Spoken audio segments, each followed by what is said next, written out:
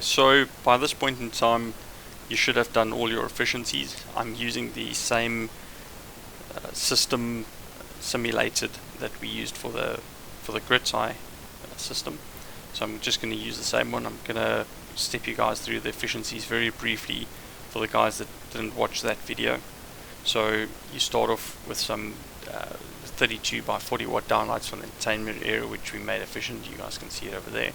The same thing applies for the downlights in the bedroom, as well as the downlights in the kitchen.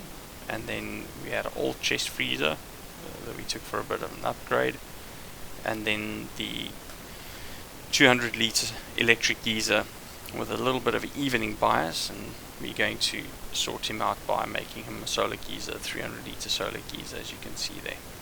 Alright, so that's the efficiencies, and it's very important to get your efficiencies right, especially with smart grid systems.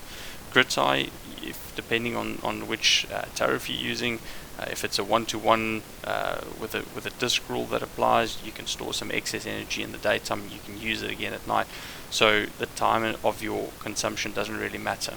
However, with smart grid, you don't want to, you're going to be throttling in the daytime, so you don't want loads to consume energy at night, or you want to do your efficiencies as far as possible to get loads into your generation time and lower your your consumption at night as far as possible.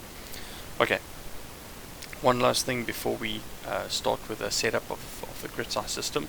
Just click on client details and make sure that your tariffs are right. So in Cape Town we use residential bulk rate, so my current tariff and my proposed tariffs is the same on these two. We're not going to change to SSEG or anything funny, so we're just going to keep it on residential bulk rate. Alright.